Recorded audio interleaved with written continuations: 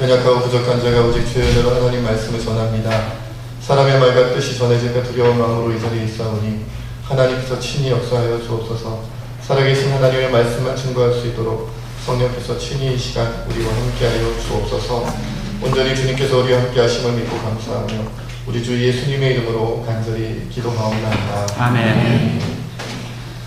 미국의 대통령 가운데 클리블랜드 대통령이 있었습니다. 그분은 낚시를 아주 즐겨하는 분이었어요. 하루는 낚시를 함께 하던 친구들과 함께 낚시를 하러 갔습니다. 두 친구와 함께 3명이 같이 간 거죠. 그런데 이제 낚시를 하면서 이렇게 한 친구가 제안을 했습니다. 오늘 제일 먼저 고기를 낚아 올리는 사람이 오늘 저녁을 쏘기로 합시다. 오늘 쏘기로 하세. 이렇게 얘기를 했습니다. 그러니까 이 클리블랜드 대통령도 동의를 했어요. 그래, 오늘 제일 먼저 고기 잡는 사람이 저녁을 내기로 하지. 그렇게 이제 동의를 했습니다. 이 일이 있고 나서 나중에 다른 친구와 함께 이 얘기를 하면서 이 클리블랜드 대통령이 이런 말을 했습니다. 그 친구들 정말 째째한 사람이더구만. 분명히 고기가 낚였는데도 낚싯대를 들어올리지 않지 뭐야. 이렇게 얘기를 하는 거예요. 그러자 그 친구가 이렇게 얘기를 합니다. 아이고, 그러면 자네가 영락없이 저녁을 샀겠구만. 그랬더니 대통령이 이렇게 대답을 합니다. 천만에 난 낚싯바늘에 미끼도 꼽지 않았다네. 이렇게 얘기를 했다고 합니다. 누가 더 고단수인지는 나중에 살펴봐야 될 것 같습니다. 여러분, 오늘 우리에게 이 이야기가 참 재밌는 얘기인데 한편으로는 우리가 좀 생각해봐야 되는 얘기가 아닌가 생각해봅니다. 내가 뭔가 손해볼 것 같으니까 정작 해야 할 일을 하지 않았다는 것을. 오늘날 우리의 삶은 우리도 뭔가 하나님을 위해 신앙으로 살아가려고 하면 뭔가를 헌신해야 되고 뭔가를 손해봐야 되고 뭔가를 내놓아야 하니까 그것이 두려워서 아예 뭘 안 하는 거예요? 미끼도 꽂지 아니하고 신앙생활 하는 거 아닌가 라는 생각을 좀 해보게 됩니다. 우리가 지난주에 예수님께서 무엇의 무너짐을 말씀하셨어요? 예루살렘 성전이 무너질 것, 그것과 더불어 세상의 종말에 대해서 말씀하셨다. 이제 얘기를 나눴죠. 오늘 본문은 그 내용이 조금 더 구체적으로 우리에게 전해지고 있어요. 그런데 이 예루살렘의 멸망과 세상의 종말이 왜 왔는가? 오늘 말씀을 살펴보니까 이것이 징벌 때문에 우리에게 주어졌다고 분명히 우리에게 말씀하고 있습니다. 그냥 온 것이 아니다. 그냥 어떤 다른 이유 때문이 아니라 뭐 때문이라는 거예요? 징벌이다. 징벌이라는 말은 뭐예요? 죄 지은 것이 있어서 벌 받는 것이다라는 거예요. 예루살렘이 왜 멸망했다고요? 유대인들이 뭘 했어요? 하나님께 죄 지었단 말이에요.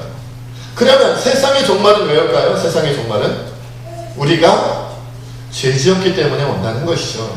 그 얘기를 하고 있어요. 그런데 그 예루살렘의 멸망과 세상의 종말이 얼마나 무서웠던지 무시무시하고 힘겨울 것인지 유대에 있는 자들은 산으로 도망가라. 산으로 도망가라. 땅에 있으면 낮은 곳에 있으면 끔찍한 일을 당하니까 다 산으로 도망가라. 그리고 성 안에 있는 사람들은 성 밖으로 나가서 도망가라. 이렇게 설명하고 있어요. 뿐만 아니라 촌에 있는 자들은 그리로 들어가지도 말고 심지어 아이된 자들과 젖먹이는 자들에게 화가 있을 것이다. 이렇게 말씀하고 있어요. 아이된 자들은 임산부들, 그리고 젖먹이 아기 갓난아기죠.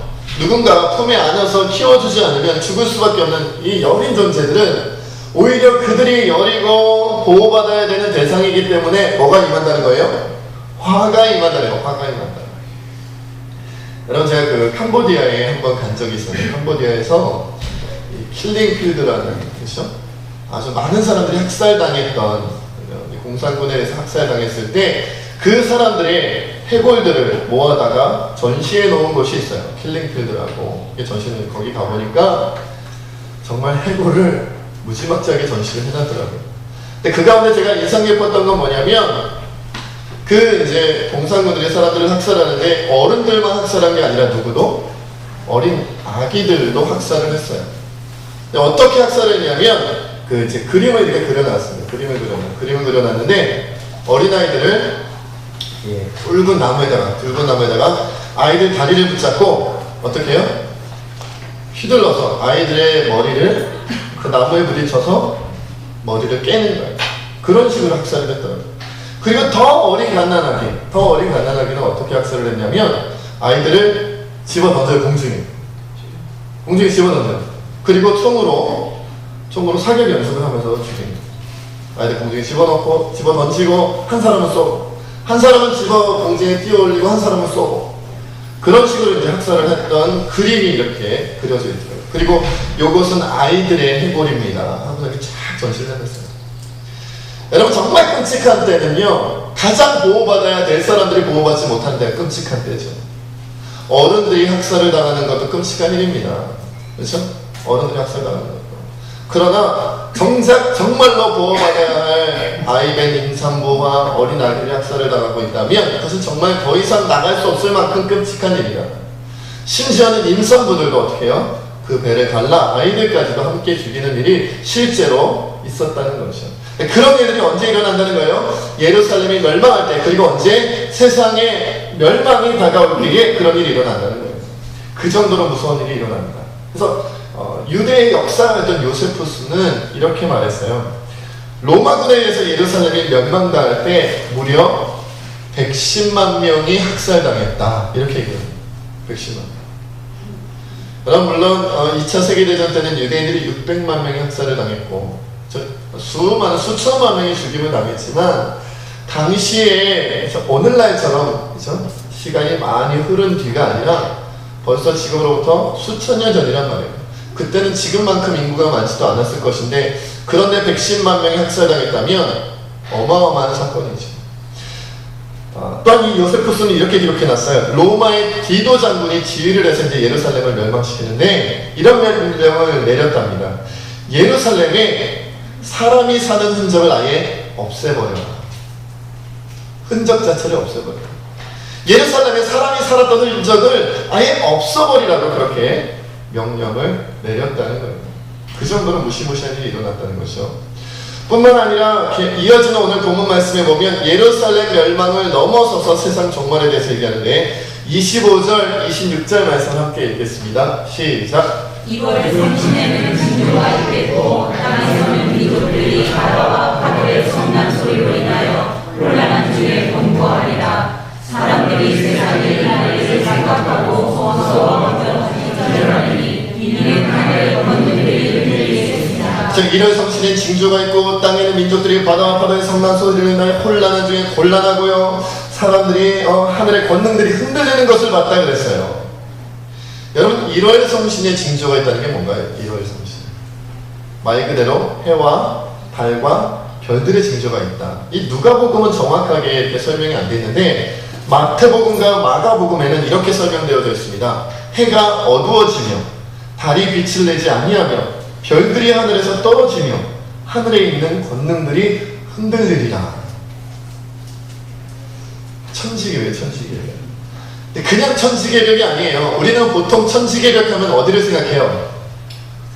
우리 지구만 생각하잖아요. 지구에 어마어마한 일이 막 지진이 일어나고 그쵸? 막 화산이 폭발하고 그러면 천지개벽이라고 얘기하는데 이런 지구라는 우리가 몸담고 있는 이 작은 별에 속한 그런 것이 아니라 1월 성신 아예 하늘의 해와 달과 별들이 막 어두워지고 막 별들이 쏟아진다고 이렇게 막 떨어진다고 얘기되어질 정도로 하늘의 권능들이 흔들린다고 얘기되어질 정도로 온 우주적인 변화예요. 온 우주적인 우리의 상상을 초월하는 정도라는 거예요. 그래서 사실 이 말씀이 정확하게 어떤 말씀인지 우리는 이해하기가 어려워요. 여러분 해가 어두워진다는 게 뭘까요? 뭐 전등불을 끄면 꺼지듯이 그냥 해가 꺼지나요? 달이 빛을 내지 않는다는 건 뭘까요? 별들이 떨어진다는 건 뭘까요? 하늘의 권능들이 흔들린다는 건 뭐예요? 그래서 어떤 분들은 이것을 온 우주에 하나님께서 세워놓았던 우주의 별들의 질서가 다 깨진다는 어마어마한 혼란이 일어난다는 거예요. 뭐 지구의 공전자전뿐만 아니라 태양계뿐만 아니라 온 우주의 이 별과 별들의 모든 규칙들 하나님이 세워놓은 질서들이 다 깨진다. 그렇게 설명하기도 하고 어떤 분들은 아니다. 이것은 영적인 의미로 봐야 된다. 그러니까 하늘의 천군천사 하나님께서 부르시는 천군천사에 의해서 악한 사단과 귀신의 무리 악한 영들의 무리가 멸망당하는 것을 말한다 하고 그렇게 해석하기도 합니다. 그럼 어떤 게 맞을까요? 어떤 것이 맞다기보다는 대개 이런 해석들은 우리가 함께 이렇게 섞어놓아야지 말이 되는 경우가 있어요. 분명 하나님께서는 온 우주에 새로운 질서를 부여하실 것이고, 그리고 그 새로운 질서가 온 우주에 펼쳐질 때는 사단과 악한 영은 어떻게 되겠어요? 멸망당할 영원한 지옥불에 떨어지는 것이 맞습니다. 그러니까 두 가지 말이 다 맞다고 보는 것이 정확하죠. 그러나 사실 그러면 온 우주의 새로운 질서는 뭘까? 우리가 이해할 수 있는 부분이 아니다라는 거죠. 분명한 사실 한 가지 뭐예요? 그것이 아주 무섭다는 거예요. 무섭다. 여러분, 조그만한 이제 운석 하나가 지구에 떨어져도 어떻게 해요? 조그만 운석 하나가 떨어져도 아주 뉴스가 되죠. 조금만 운석이 크면요, 지구보다 아주 작을지라 할지라도 그래서 그 크기가 조금이라도 크면 잘못하면 지구가 멸망된다, 그렇게 얘기하기도 해요. 지구의 크기에 비해서는 별로 크지 않을지라도, 달보다 더 적은 운석이라 할지라도 그 크기가 어느 정도를 넘어서면 잘못하면 지구 전체가 흔들리고 완전히 박살이 난다고 할 수도 있어요. 그런데 조그만 운석이 아니라니까요. 해의 변화가 오고요, 달의 변화가 오고 별들의 변화가 와요. 그러니 그것을 우리가 상상하는 것만으로도 어떻게 된다는 거예요? 너무 무서워서 어떻게 한다고요? 기절한다. 이미 일어난 일인가요? 아직 안 일어난 일인가요? 아직 안 일어난 일이에요. 오늘 말씀을 보니까요, 아직 일어나지 않은 일인데 그것을 지켜보다가 우리가 기절할 수도 있다고 얘기를 하는 거예요. 오늘 본문 26절 말씀 함께 읽어봅시다. 시작. 사람들이 세상에 이를 생각하고 무서워 기절하니 이는 하늘 권능들이 흔들렸습니다. 여러분, 세상에 임한 일을 가지고 생각하고 두려워했다는 거예요? 임할 일, 짧아요. 임했던 일이 아니고요, 임할 일이에요. 임할 일. 그러니까 말하자면 무슨 일이 일어나는지 눈에 보여요. 그 소식을 들었어요. 우리가 알아요. 아직 그 일이 다 이루어진 건 아니에요. 그런데 이미 벌어지기 시작한 일, 시작된 일 때문에 우리가 무서워서 뭐 한다고요? 기절. 여러분, 무슨 일이 여러분 눈앞에 벌어지면 기절하실 것 같으세요? 제가 상상해 봤잖아요. 어떤 일이 내 앞에 일어나면 기절을 할까 내가? 어떤 일이 일어나요? 여러분 앞에 굶주린 호랑이가 떡하니 나타나면 기절할까요? 저는 이렇게 놀랄 것 같긴 하지만 호랑이 나타났다고 기절할 것 같지는 않아요. 거의 몸이 굳기는 하겠지만 오히려 벌벌벌벌 떨면서 호랑이를 이렇게 쳐다볼 것 같기는 하지만 기절할 정도는 아닌 것 같아요. 도대체 무슨 일일까요? 어떻게 무슨 일이 일어났길래 우리가 기절할 정도로 무서울까요? 여러분, 이 말씀이 그냥 과장된 말씀일까요? 하나님께서 그냥 우리 들을 때에 좀 강력하게 말씀을 전하기 위해서 그래 한번 이런 얘기를 적어놓으면 사람들이 관심 가질 거야 해가지고 마치 영화의 어떤 스토리를 얘기하지, 얘들아 이런 일이 있을 거야 라고 우리에게 그냥 듣기 좋으라고 관심 끌라고 하신 말씀일까요? 그건 아니란 말이에요. 실제로 일어난 일이다라는 것이죠. 얼마나 무서운지 기절할 정도로, 아직 일어난 것도 아닌데 일어나고 있다, 시작되었다는 사실을 우리가 알게 되자 그 사실에 너무 놀라서 기절해버려요. 기절. 여러분, 그리고 종말의 때에는요, 언제나 무시무시한 세계대전이 벌어질 때 전쟁들이 그랬듯이 사실 기독교 신앙이 없는 사람들보다 누가 기독교 신앙 가지고 있는 그리스도인들이 더 큰 어려움을 겪었어요. 그건 다 아시죠? 세계대전이 일어났을 때, 6.25 한국전쟁이 있었을 때, 일제 침략 시기, 여러분, 비기독교인들보다 기독교인들이 더 큰 혼란과 아픔과 고통을 당했던 것은 아시죠? 믿지 않는 자들보다 믿는 자들이 더 괴롭힘 당했던 건 아시죠? 여러분들 혹시 이렇게 생각하는 건 아니세요? 종말의 때가 되면 하나님이 그리스도인들을 더 지켜주시겠지. 종말의 때가 되면 하나님께서 우리는 더 평안하게 붙잡아 주실 거야. 우리를 믿지 않는 자들은 겪어야 되는 그 무시무시한 일을 믿는 자들은 조금 적게 받게 해주시던지 아니면 안 받게 해주시던지 라고 생각하지는 않으세요? 그렇지가 않아요. 지금까지 교회 역사를 보면 오히려 환난의 때, 고통의 때가 오면 믿는 자들이 예수님을 믿는다는 이유로 더 큰 환난을 당했지 적게 받는 경우는 거의 없었어요. 결국에는 순교하고 결국에는 감옥에 갇히고 결국에는 온갖 고난을 다 겪은 것이 실제로 어려운 환난에 당했을 때 우리의 모습이었다는 것이죠. 그러니 여러분, 만약 우리가 종말의 때를 살고 있는 것이 맞다면 여러분은 종말의 때에 신앙을 지킬 준비가 되어져 있는지를 여러분 점검해 봐야 돼요. 여러분 종말에 대한 준비가 되어 있으십니까? 오늘날 이제 종말에 대해서 말하면 이제 조금 이상한 취급을 받죠. 이단 사회의 취급을 받기가 쉬워요. 이제 시한부 종말론이다 그래가지고 이제 곧 끝이 올지도 모릅니다. 여러분 내일이 안 올지도 모릅니다. 여러분 그러니까 지금부터 이것저것 다 정리하시고 하나님 맞이할 준비하세요. 예수님 재림을 준비하세요. 뭐 이렇게 얘기를 하면 이단 아니야? 저 목사님 사입이 아니야? 저 목사님 좀 이상해진 거 아니야? 이런 취급을 잘 받죠. 제가 이상해 보이세요?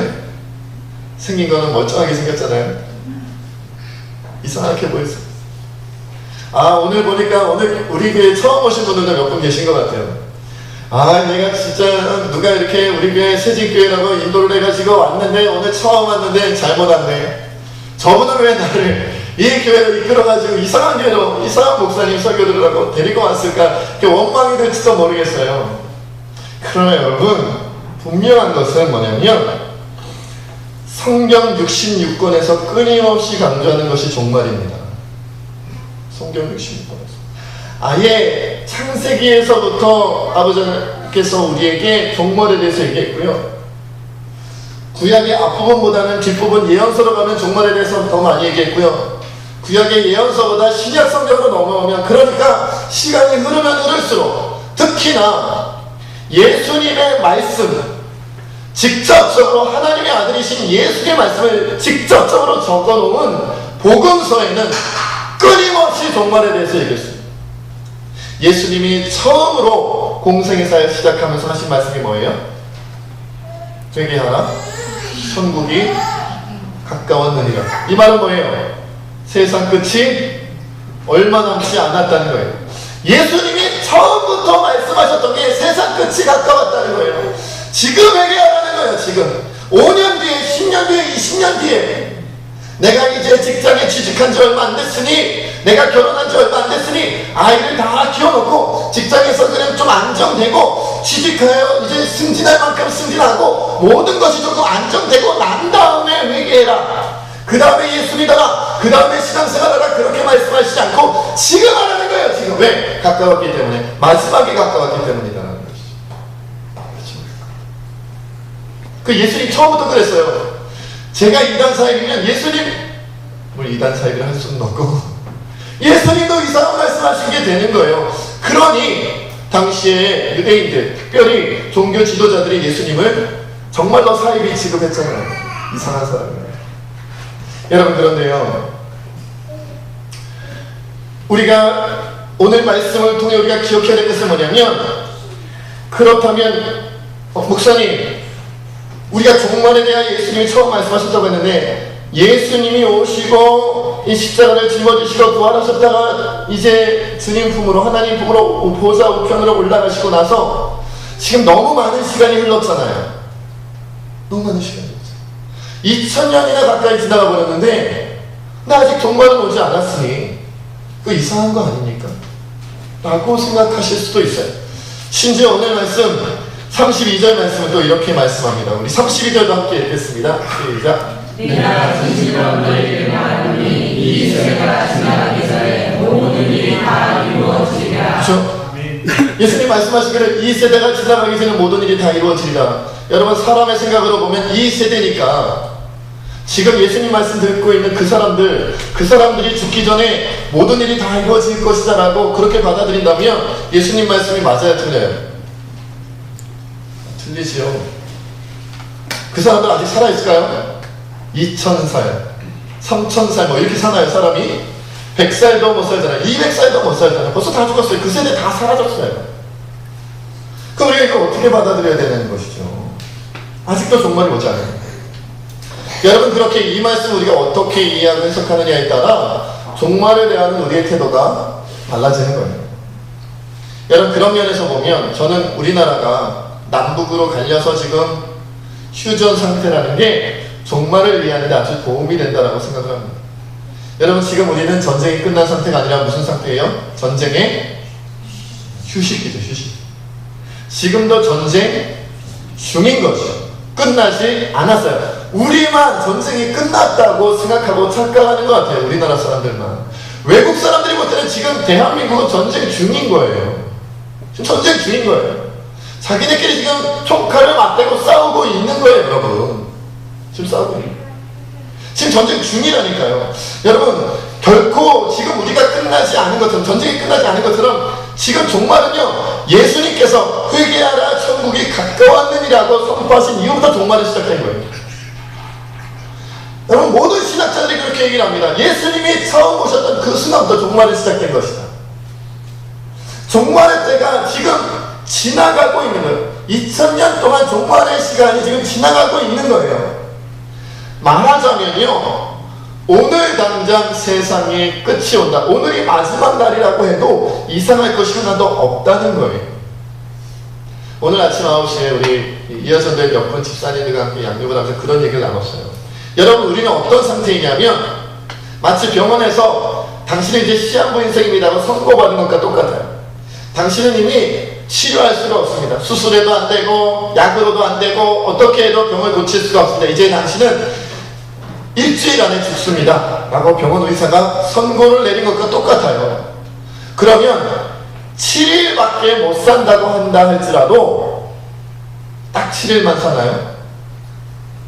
그럼 어떤 사람들은 한 달 선고받고도 1년 사는 사람이 있고요, 7일, 일주일 선고받고도 7년을 사는 사람들이 있을 수가 있지요. 그렇다고 해서 병이 낫지 않았다면 우리는 그럼에도 불구하고 뭘 사는 거예요? 시한부 인생 사는 거죠. 당신은 7일밖에 못 삽니다. 근데 저는 8일 살았는데요? 그럼 저는 이제 계속 살 수 있는 게 아니에요? 라고 얘기한다면 오산이라는 거예요. 의사들도 그걸 설명하기는 어려워요. 일주일밖에 못 사는 것이 보통 있는 일인데 당신의 상태를 보면 일주일밖에 못 사는 건데 어떻게 7개월을 살았죠? 그러나 그렇다고 해서 당신 병이 고쳐진 건 아닙니다. 지금 죽는다 해도 이상할 게 없습니다. 이런 것과 마찬가지입니다. 오늘 우리가 예배드리다가 종말이 오고 세상 끝이 와서 우리가 예배드리다가 주님 만나도 이상하지 않는 거예요. 왜냐하면 지금이 종말의 때이기 때문에. 지금이 종말의 때이기 때문에 그래요. 우린 이미 시한부 인생을 살고 있는 거예요. 예배드리면 지금 예수님이 지금 하늘 가리고 나팔 소리와 함께 우리에게 재림하셔가지고 우리도 불러 올라가셔가지고 우리의 인생을 평가하시다 해도 오늘 지금 이 순간 지금 이 시각에 그런다 하시더라도 조금 더 이상하지 않은 거예요. 누구만 이상하게 생각해요? 종말을 준비하지 않았던 우리만 이상하게 생각하는 거예요. 왜 벌써 오셨어요? 우리만 이상하게 생각할 수 있다는 거예요. 지금 오신다 해도 조금 더 이상하지 않는다는 것이죠. 심지어 정말 말 그대로의 세상 끝이 오지 않는다 할지라도 오늘 이 순간 우리에게 마지막이 오지 않는다 할지라도 개개인에게는 마지막이 올 수도 있잖아요. 개개인에게. 여러분, 어떤 분들을 보니까 감기 걸리고도 세상을 뜨는 분들이 계시더라고요. 저희 어머님이 그러셨어요. 제가 말씀드렸죠? 감기 때문에 병원에 입원하셨다가 2달 만에 돌아가셨어요. 우리는 내일을 모르는 거예요. 저희 아들은 저희 외할아버지 외할머니 따라서 저희 장인 장모님 따라서 지방의 결혼식에 놀러 갔다가 트럭 사고로 죽을 뻔했잖아요. 토요일 날 2010년도였나요? 여러분, 내일 일은 모르는 거예요. 오늘 일도 몰라요. 여러분이 예배드린 지금 이 순간에도 1분 뒤에 어떻게 될지 알지 못하는 개개인의 종말이 올 수도 있는 거예요. 여러분, 오는 순서는 있어도 가는 순서는 없다는 거 여러분 잘 아시잖아요. 그러니까 날마다 우리는 종말을 준비하며 살 수밖에 없는 거예요. 그런데 여러분, 우리 개인의 종말 말고 세상의 그 종말은요, 멀리 있다고 생각한 바로 그때가 오히려 얼마 남지 않았을 가능성이 커요. 왠지 우리가 말씀을 통해 한번 찾아봅시다. 데살로니가전서 5장 말씀입니다. 우리 직접 찾아봅시다. 데살로니가전서 5장. 저도 찾겠습니다. 데살로니가전서 5장. 전 벌써 찾았네요. 목사는 어디가 달라도 달라요. 벌써 찾았어요. 미리 찾아놓은 거 절대 아닙니다. 데살로니가전서 5장 1절부터 3절까지의 말씀입니다. 제가 가진 성경으로 332페이지, 신약성경 332페이지쯤에 있습니다. 우리 한 목소리로 1절부터 3절까지 읽겠습니다. 시작! 내와 시기를 말하는 너희에게 슬프지 없음은 주의 날이 밤에 도둑같이 이를 줄을 너희 자신이 자세히 알기 때문이라.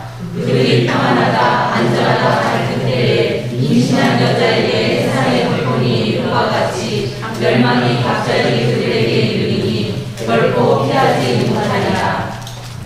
2003년도 12월 26일 아침 일찍이었어요. 아침 일찍. 새벽 기도 끝나고 얼마 지나지 않았을 때였어요.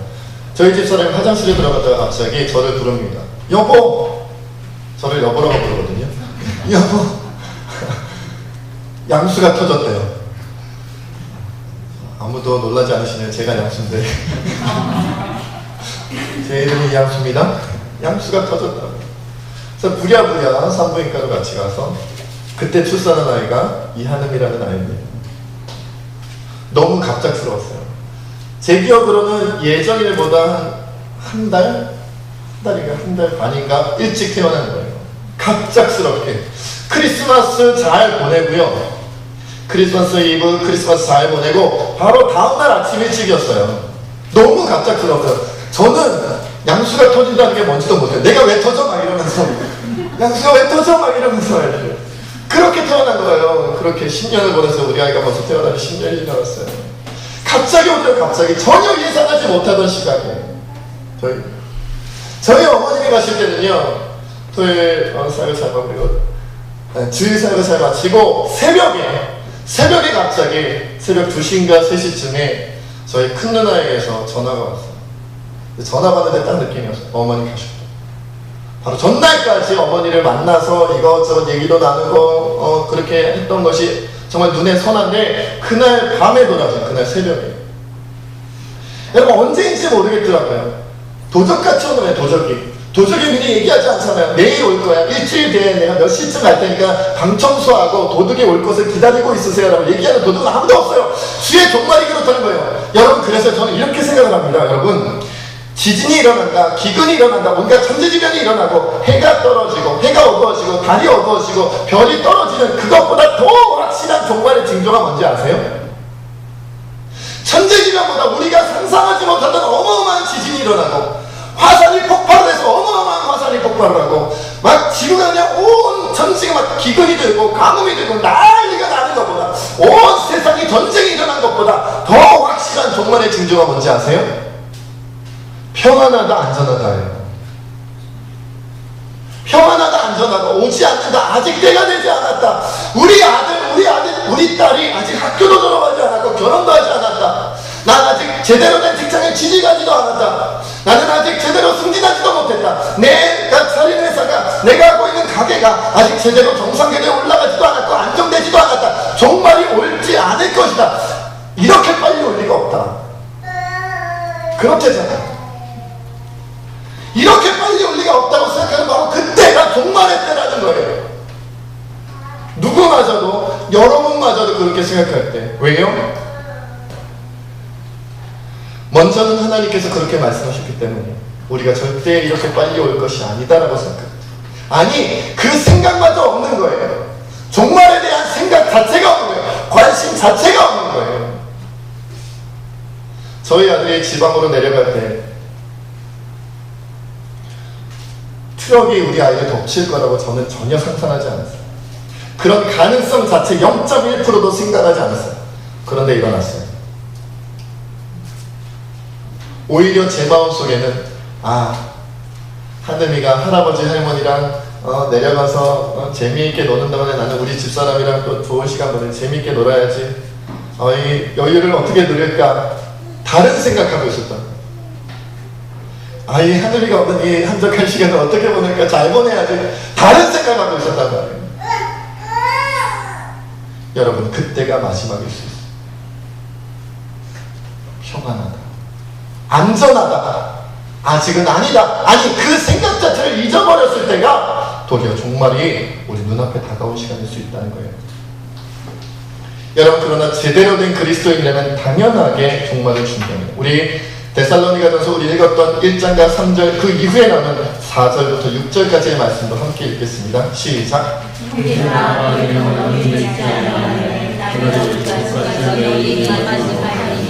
너희는 다 빛의 아들이요 낮의 아들이라. 우리가 밤이나 오름에 속하지 아니하니.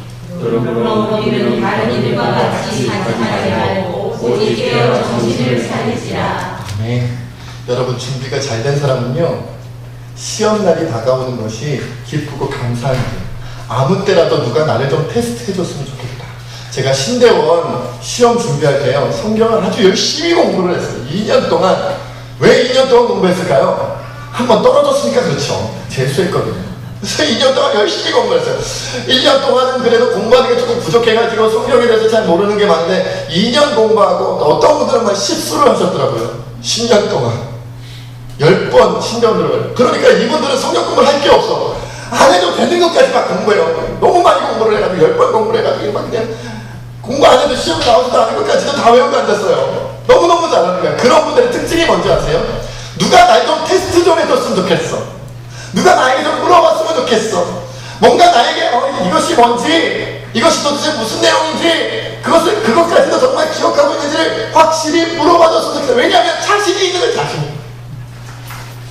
여러분 믿음의 자신이 있는 사람, 신앙의 자신이 있는 사람은 하나님이 빨리 나 좀 테스트 해줬으면 좋겠어.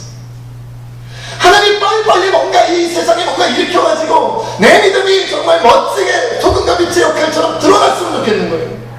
평안의 때가 좀이 쑤셔서 견디지 못하는 거예요. 여러분 제가 지금은 많이 약해지고 연약해져가지고 지금은 좀 두려운데요. 제가 중고등학교 때 막 청년 때요 한참 신앙에 불 붙었을 때가 있었어요. 막 어디다가 그냥 누가 뭐 이렇게 뭐라도 그냥 활활 타오를 것처럼 말이죠. 툭 건드리면 예수, 툭 건드리면 예수, 툭 건드리면 예수. 예자만 들어도 눈물이 주룩.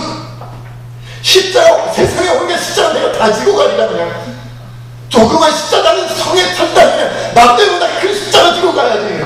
조그만 십자가 지고 기분 나빠하고 날 몰라 보내 이러면서 막 불 붙을 때가 있었어요. 그때는요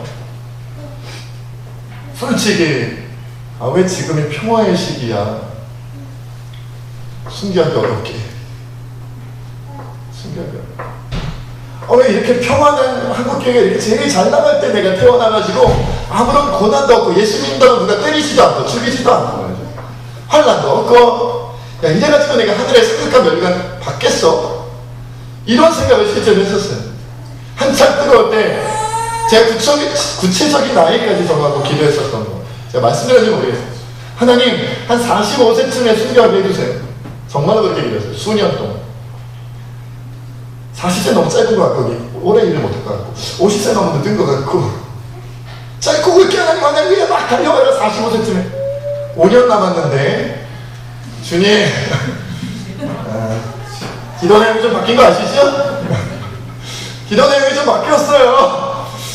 그때 너무 오래 기도해가지고 그거 회복하려면 좀 많이 기도해야 될 것 같긴 하지만 불 붙으니까요. 종말에 대한 준비가 되어 있으니까요. 오히려 평안한 것을 못 견디겠더라고요. 평안. 주님을 위해 달려나가고 싶은 거예요.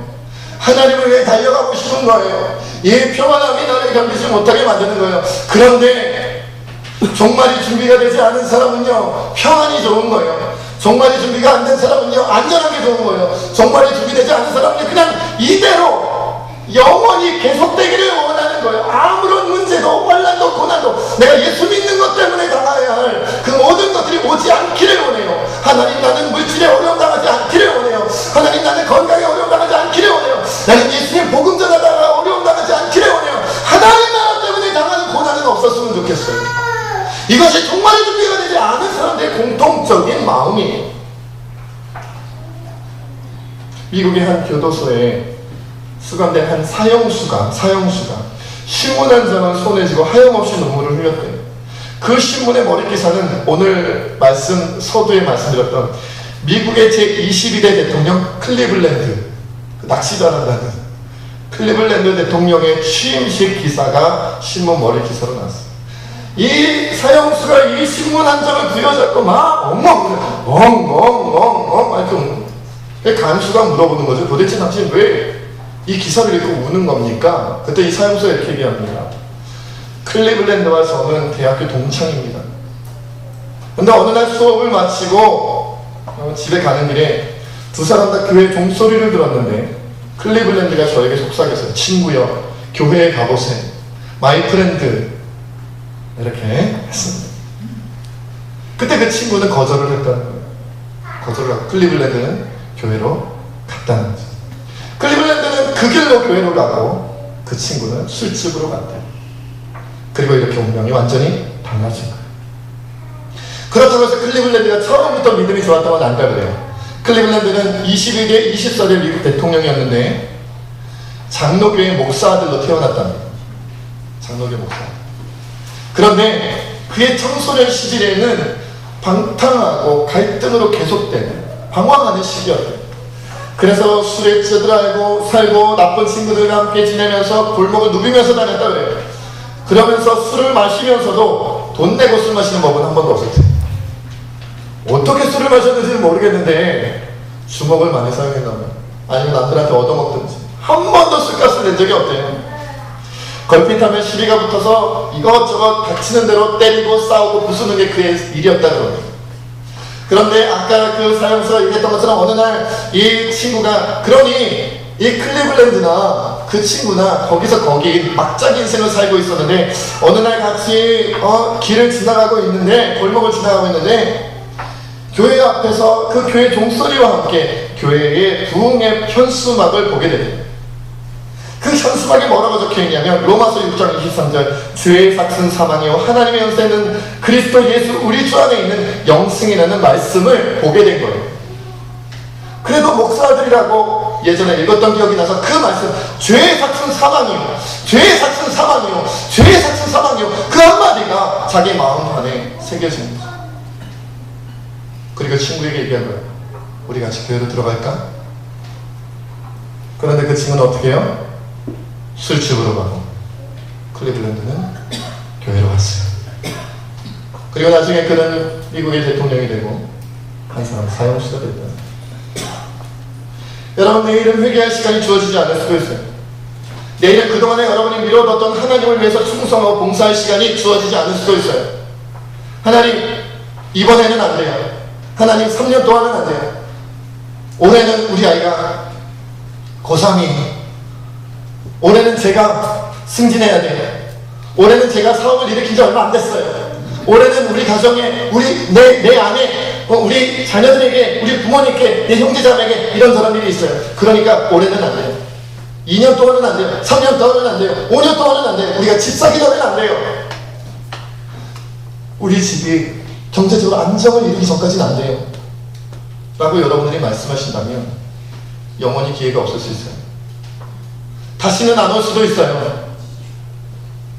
여러분 영원히 기회가 언젠가는 올 것이라고 나에게도 그런 시간이 오겠지라고 생각하다가 아무것도 하지 못하고 마지막을 맞이할 수도 있어요. 그때가 되면 하나님 일주일만 주세요. 일주일만 주세요. 나에게 7일이라도 주세요. 그럼 내가 7일 동안 회개하고 7일 동안 봉사하고 전도하고 하나님 위해서 살게요 라고 아무리 여러분이 부르짖어도 주님 말씀하실 거예요. 시간이 지나갔다. 시간이 끝났다. 너에게 이미 충분히 주어졌다. 그렇게 여러분 오늘 당장 여러분이 짓고 있는 죄를 떠나십시오. 오늘 떠나세요. 반복해서 짓고 있는 여러분의 죄를 오늘 떠나세요. 내일 말고 오후에 말고 지금 떠나세요. 그렇게 여러분 오늘 여러분들이 하고 있는 그 바쁜 일 때문에 하나님께 충성하지 못하고 헌신하지 못하고 봉사하지 못했다면 그 바쁜 일 지금 내려놓으십시오. 그거 내려놓으세요. 그것 때문에 상급과 면류관이 쌓이는 게 아닙니다. 여러분 이 말씀을 듣고 순종하는 분들은 세상의 그 종말을 준비하는 자요 순종하지 못하는 분들은 크게 후회하실 겁니다. 제가요 귀 있는 자는 들을지어다라는 말씀이 있잖아요. 귀 있는 자는 들어라. 여러분 귀 있으세요? 한 5분 있으시고 다른 분들은 귀가 없으시군요. 자, 귀 있는 자는 들을지어다라는 말이 성경에 몇 번 나오는지 한번 찾아봤어요. 한글 개영 개적판 성경으로는 귀 있는 자는 들을지어다라는 말이 13번 나오더라고요. 그런데요, 요한계시록에만 7번 나옵니다. 절반 이상이 요한계시록에 나와요. 그러니까 요한계시록은 주로 무엇을 얘기한 거예요? 종말에 대해서 얘기했잖아요. 그러니까 종말을 향해 가고 있는 성도들이 제일 많이 들었던 말씀 중에 하나가 뭐냐면 귀가 있다면 들어라는 거예요. 마태복음 13장 43절에 보니까 그때 의인들은 자기 아버지 나라에서 해와 같이 빛나리라. 귀 있는 자는 들으라. 요한계시록 2장 11절에 귀 있는 자는 성령이 교회들에게 하시는 말씀을 들을지어다. 이기는 자는 둘째 사망의 해를 받지 아니하리라. 마가복음 4장 9절에는 또 이르시되 들을 귀 있는 자는 들으라 하시니라. 오늘 복음 33절에는 이렇게 말씀하셨어요. 천지는 없어지겠으나 내 말은 없어지지 아니하리라. 이 말씀 듣고도 어제와 똑같은 오늘과 미래를 살아가는 분이 분명히 있겠지요. 그러나 여러분, 마지막으로 여러분들에게 간절히 말씀드립니다. 저도 어쩌면 이 말씀을 전하는 것이 마지막일 수 있잖아요. 새신교회에서 성도님들께 말씀을 전하는 마지막 설교일 수 있잖아요. 이게 마지막 예배일 수 있잖아요. 내일이 아니라, 다음 주가 아니라, 1년 뒤가 아니라, 3년 뒤, 5년 뒤가 아니라 오늘 이 순간, 지금 당장 여러분의 인생을 바꾸지 않으면, 죄를 떠나지 않으면, 하나님께 나아가 헌신하지 않으면 다시는 여러분에게 아무런 기회도 주어지지 않을 수 있어요. 과감하게 결단하십시오. 오늘밖에 없을 수 있어요. 기도하겠습니다. 하나님, 오늘도 주님께서 저를